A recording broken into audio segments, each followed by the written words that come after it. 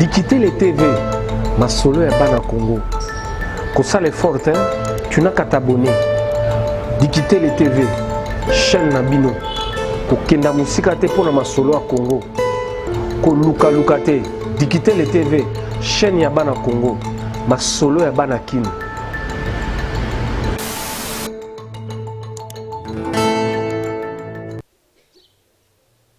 Bonne fête de l'indépendance na baimbo kanyoso bai Congo nyoso bokolanda ngai une émission na bino bana Congo basololi.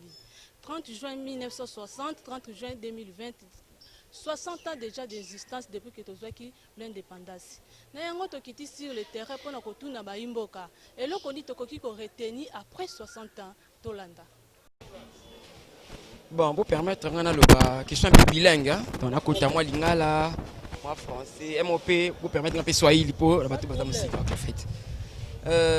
Bien sûr, c'est on est en train de fêter le 60e anniversaire de l'indépendance, mais apparemment c'est une indépendance fantôme, parce que rien n'a changé.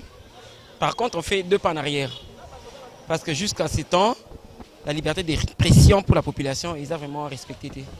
On a été libéré de la dépendance et par rapport à Bisso, peuple, Moutou, pour exprimer ses sentiments. Mais ici, c'est fait que jusqu'à nos jours, 21e siècle, la population Azobanga Koulouba, je ne pense pas que 60e anniversaire est à commémorer.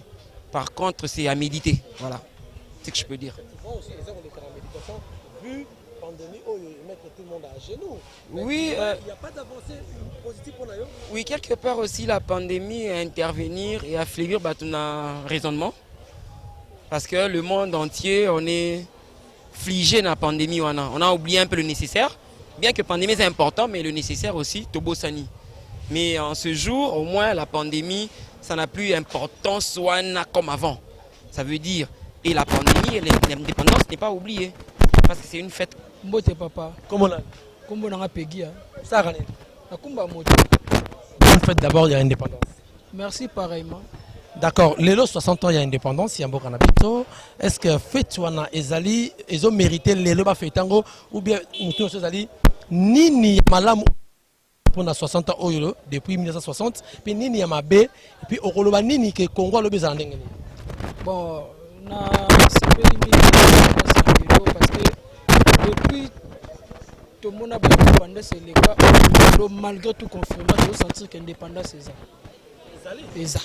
Tu sens moi parce que par rapport à l'indépendance c'est où tu es le cas. Oui. Depuis 1960 avancé Zali. Avancé ça. Bon, insécurité Zali, ceux qui bossent dans moi na muyibi nandaku. C'est insécurité Zali, mais ceux qui ont moi na muyibi insécurité Zali soute. Ouais. Mbote. Comment on a Faustin Chimara.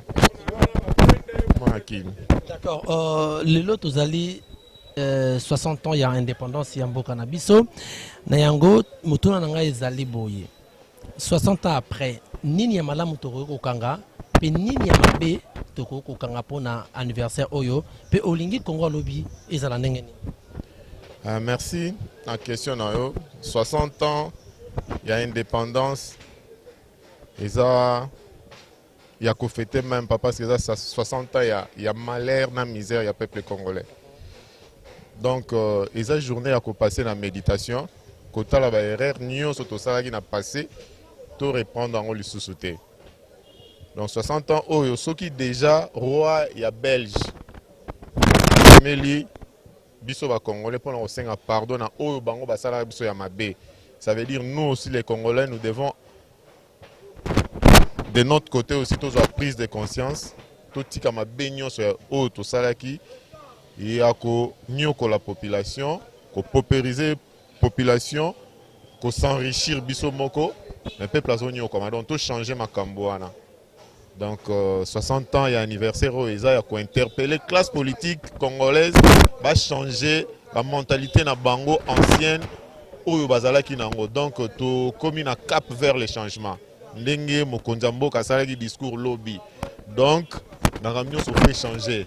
Donc to komi na moment ya total asko cap vers l'avenir. To bongisa biso tozana biso ba sacrifier. Mais maintenant nous devons travailler pour l'avenir de nos enfants. C'est ça 60 ans et anniversaire oyo po na ngai. Je suis dans la réflexion comment changer don ya lobby pour mboka na ngai.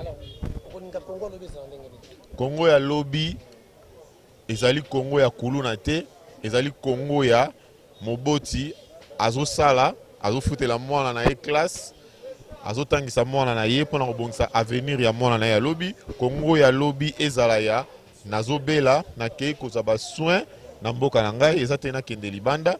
Congo ya lobby ezali ya totonga ba université. Congo ya lobby ezali totonga ba infrastructure pona mboka. Congo ya lobby ezali ya changement de mentalité. Ce qui te changer mentalité, ça veut dire nazali ko yiba na koyiba lisusu te. Nazali ko boma na koboma lisusu te. C'est ça les changements de mentalité. Mbote papa na ngai. Mbote. Papa Diamant. Oui. Alors papa Diamant, bonne fête d'abord de l'indépendance. Merci pareil. Papa Diamant, 60 ans après les lombos qu'on a habitué qu'on fêtait les lots, il y a indépendance. Alors mutune zali nini ya malamu tokoyo kokanga pour na 60 ans oyo pe nini ya mabe oyo tokoyo koloba par rapport à 60 ans pour lingi Congo ya lobby ezala lolenge nini pour na yo Papa Diamant.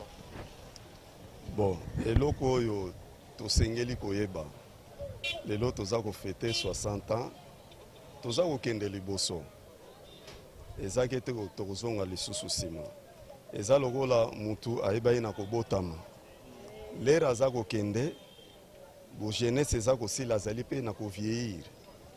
Donc changement ezalaka kaka soki tozwi totali ndenge meme Kinshasa ndenge tondi lelo ezali nde ezalaka ba mikolo oyo ti oleka te. Exode rural esalami na niveau moko okoki koexplike yango te oyo etalisi mpe na pasi oyo ezalaki mingi na mboka na bane nyonso oyo oti koleka ozomona do population pe ebotami ebele do population esi ekomi ebele.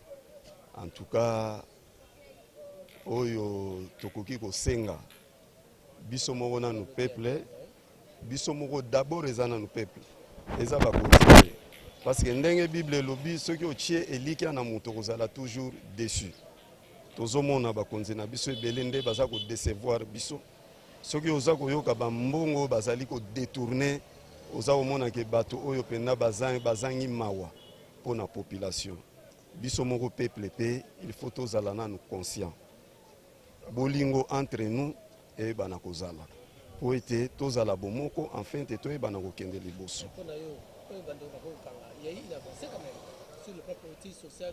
Oui, avancé Zali. Avancé Zali. Avancé négatif Zali. Avancé négatif. Bon, il y a zangate. Parce que partout, deux poids, deux mesures, il faut les alakaka. Parce que la population, toza nango lelo, yango tozalaki nango lobite.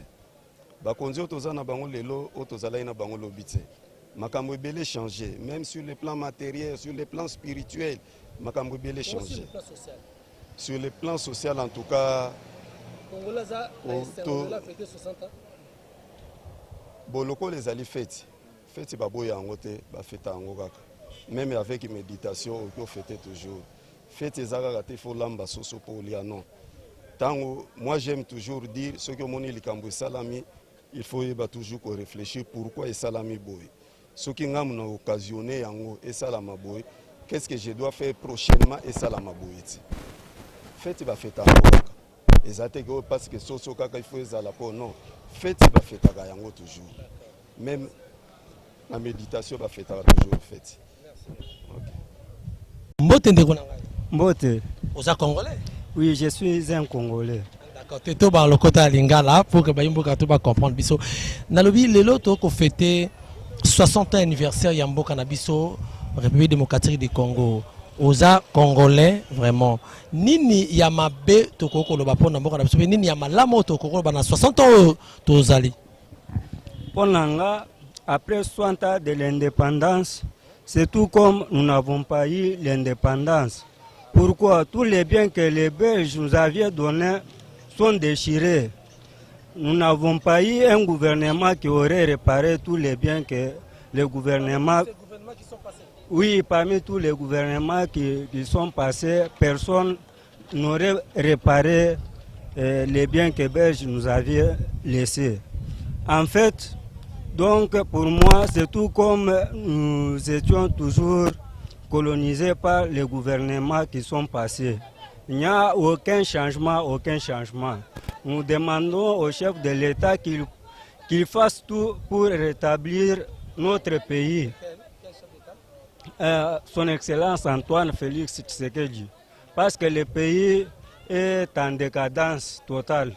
Sur le plan financier, sur le plan budgétaire, c'est que tout est terre à terre. Si je vous comprends bien, donc le Congolais ne peut pas se dire qu'il a fêté Oyo. L'élo, la tranquillité. Pour moi, il n'y a pas même à fêter. Il y a à méditer. Il n'y a pas à fêter.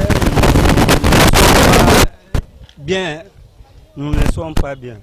Il n'y a pas à fêter. Okay. Voilà, mbote ndeko nanga. Bon, mbote pe. Kombo nani? Kombo Mbuyamba Jean. Vous êtes congolais? Oui, je suis congolais. D'accord. Les lots ont fêté 60 ans, il y a anniversaire, il y a indépendance en cannabis. Toko kolobaki, est-ce que journée le congolais a zappé na esi on fêté yango?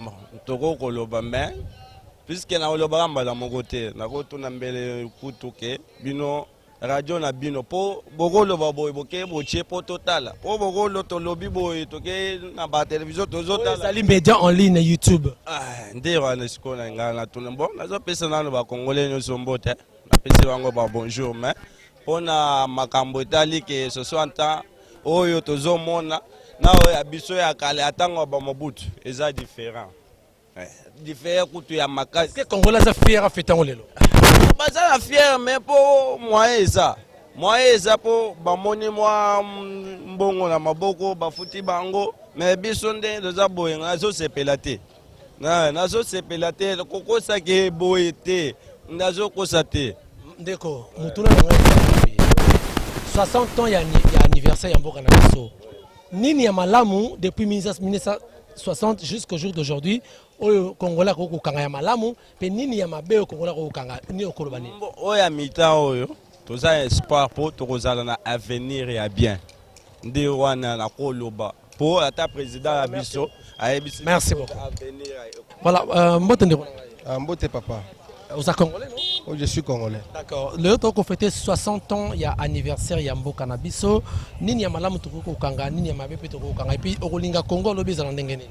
Bon, il y a malamu on a koyiko kanga na journée ya lelo le 30 juin ezake ba frontière na biso eza nyoso ya kokoka. Eza intangible. Ndenge mobuta tikela biso Congo eza mobimbe kabwani te.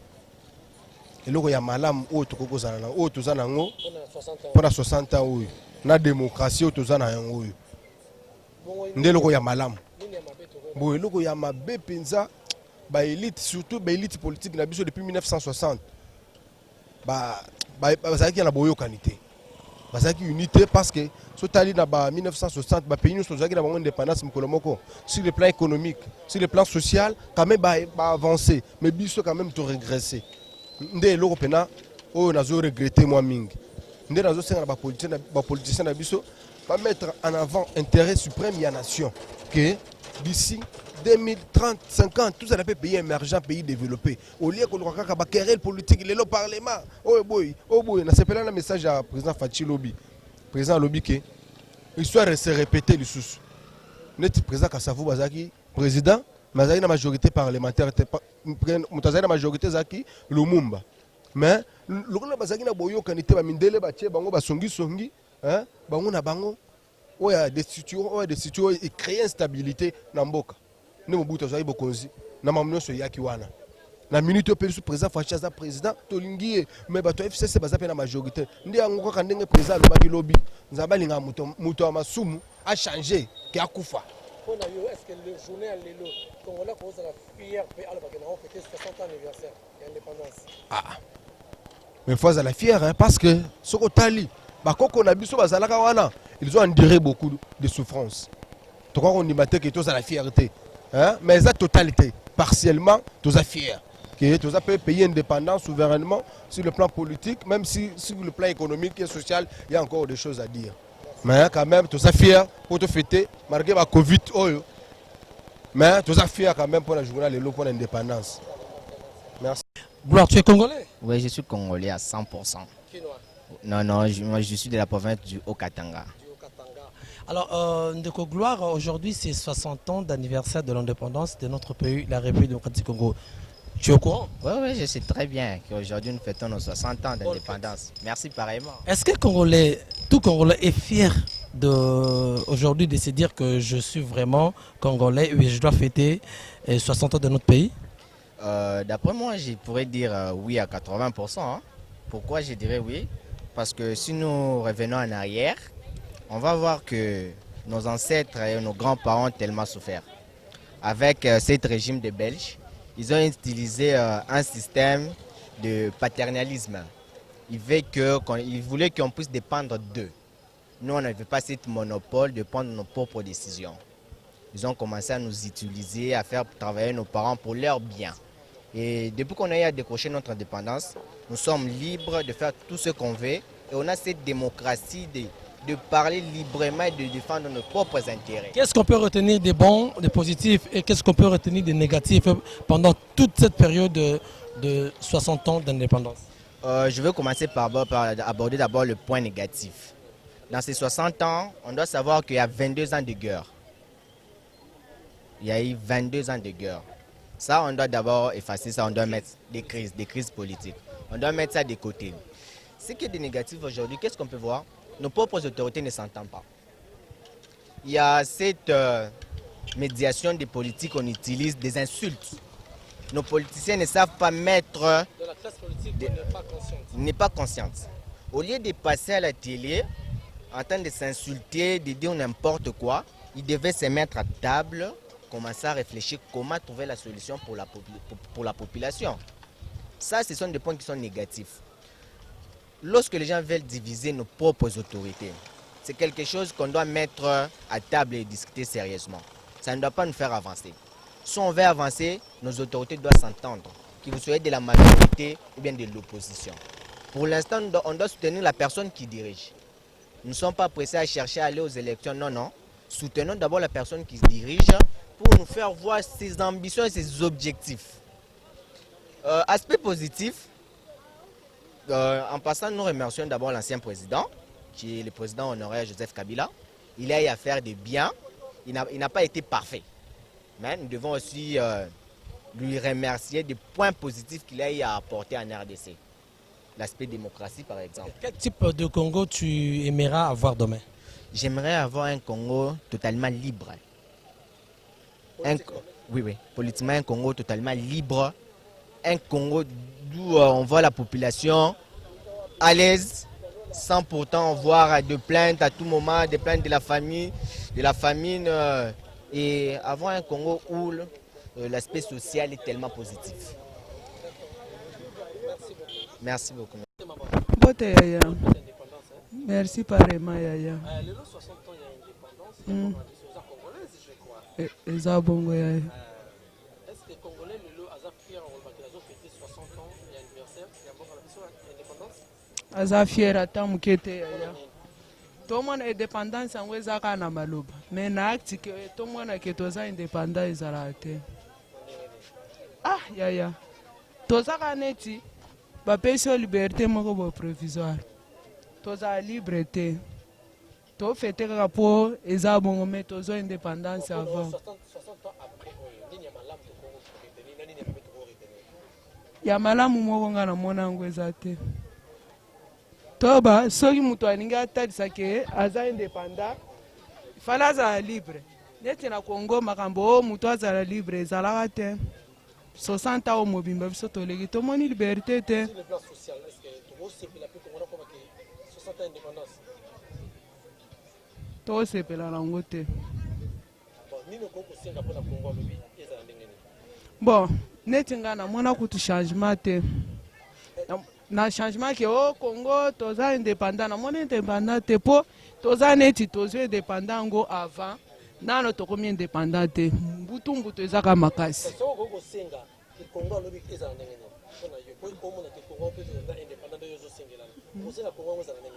Neti Congo alobi il fallait ezala avant tozo indépendance ndenge ezalaka kobeta oyo babanda obeta ezalaka mabe mais bato bazalaka mpe bien ke sikoyo ndenge tozali. Ok. Mbote papa. Bonne fête d'indépendance. Bonne fête ta mère. Pardon pour le portugais, on va plus portugais. C'est pas un problème. Bon, la lobby le lot 60 ans, il y a indépendance. Vous affirmez bon, là on a connu Koloba. Tant on est que belé à l'anniversaire, et ça qui n'a pas motema. Ma fête on a payé kitoko soute pour na passer les kaki. Mais les lots, ngana sentir on est à zomone là. Et ça le là, nena senti on hormona. On a quoi la vision, on a quoi la musique. Et là la deuxième indépendance. Deuxième indépendance ndenge ke na mo kwa Congo utengi na bo wumbu boko makasi munyo sa yebi yango. Mais sikoyo ndenge na mama mboka ndenge ezokende nga zo mona lo mususu na mona ke kuna tozo kende bolamu ko sala. Est-ce que 60 ans après to ko ke Congolais avancé ou bien avancé 60 ans ceux qui te avancent qui quel liboso ou le tozongisima toba liboso tozongisima ko koloba tozongisima po papa si banini mais ko banda lelo o eza ko deuxième indépendance ngana zondima ke to ko sepela na mboka na biso ne to le ko ba netike le ko ba esclave ezo sila yango na za esengo mingi na motema pe na profiter na pesa président biso mbote nazo linge mingi na motema na ngai po nazo mona Félix Tshisekedi no linge mingi na motema na ngai po nazo mona na moni sikonga ko mona vision na ye ya lobi na ndaki te po na ki na plateau mais na komo sepane makasi ngai na vota ite mais sikonga komo sepane makasi oh papa na ko sepela na ye makasi mais na vota ite mais 60 ans indépendance par avant tu seras bien. Mais na tango oyo fête à 30 juin to comme on dirait que tu zana ngo fête ité to comme on ta sens mon côté hein en tout cas difficulté leki pas difficulté leki trop hein sauf faut tenir mais gouvernement ndako ko arranger la situation parce que c'est négliger fête à 30 juin ba on négliger ngo tango bakala so ba bi fête à 30 juin on peut sentir ma république marche comme le papa au musala fête au lega moke de filer bozongi pour sentir ndako mama lambi pe kitoko 30 jours 60 ans après le Congolais a avancé ou le premier Congolais a régressé. Tu as avancé le comme côté tu as besoin avancer tu dois kukufa kaka wenze kande toza na avancement te